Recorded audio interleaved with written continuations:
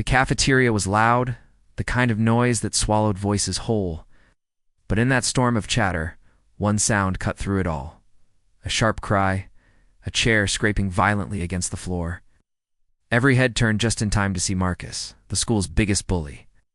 Gripping the arm of the new girl Amara, his knuckles white with cruelty, her face twisted in pain. Before anyone could move, before anyone could speak, something shifted in the air, a stillness that tasted like fear. Before I tell you what happened next, tell me in the comments where you were watching from. I love knowing who is listening. Mara had only been at Ridgeway High for 3 days. She'd sat alone at lunch, reading from a tattered notebook, keeping her voice soft, her eyes lowered. She'd learned early that blending in was safer than being seen. But that day, she didn't get the choice. Marcus, tall, loud, and cruel in the casual way, only the powerful could be decided to make her his target. He wanted to see her break. "Say it," he hissed, twisting her wrist just enough to make her gasp. The cafeteria went quiet. Even the hum of conversation seemed to retreat. But Amara didn't scream. She looked him in the eyes, calm, almost steady, and whispered, "You should stop now." The words weren't loud, but they carried. They slid through the silence and landed like a challenge. Marcus laughed, a sharp, ugly sound. "Or what?" he sneered. And that's when it happened. No one saw how she moved. Maybe she'd learned it somewhere. Or maybe it was pure instinct. But in a heartbeat, Marcus was no longer holding her arm. He was on the floor, clutching his own wrist, his eyes wide in disbelief, tears brimming where arrogance had lived seconds ago. The room gasped as if a single breath had been shared by everyone.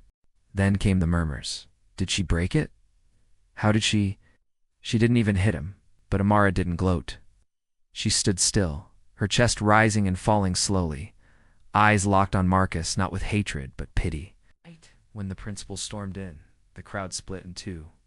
Marcus tried to speak first, but his words stumbled. She attacked me. Attacked me? The principal turned to Amara. Is that true? She hesitated. Everyone was watching. Her pulse raced, but her voice came steady. He grabbed me, defended myself. The principal's gaze flicked between the two. Then, to the shock of half the cafeteria, he nodded. "Marcus, my office." Now, the whispers followed him out, whispers that carried more power than any shove or insult ever could. For the first time, Marcus looked small. That night, Amara sat by her window, the glow of the street lamp painting gold across her skin. She wasn't proud. She wasn't angry. Just felt ... tired. In her heart, she didn't want to fight anyone. She wanted peace. But sometimes peace demands strength. The next day, something strange happened.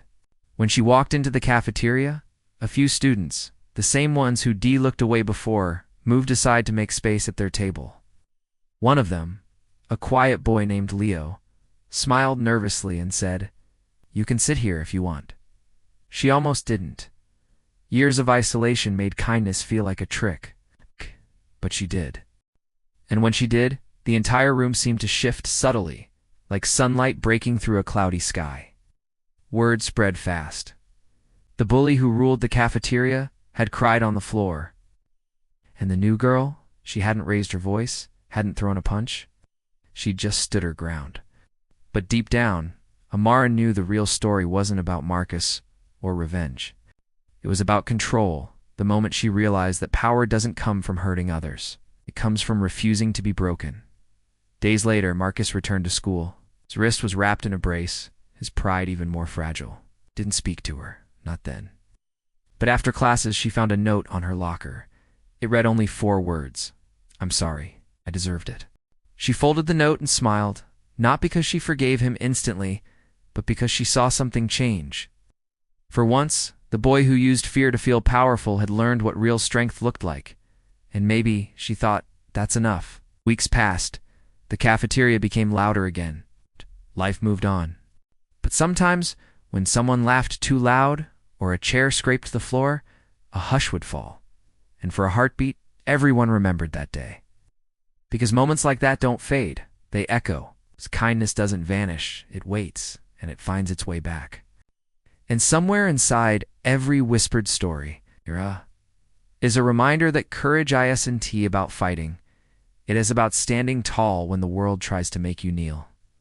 So tell me, have you ever stood up for someone who couldn't stand alone? I'd love to hear your story in the comments. And if you believe the world needs more kindness, hit that subscribe button because here, every story whispers a truth worth remembering.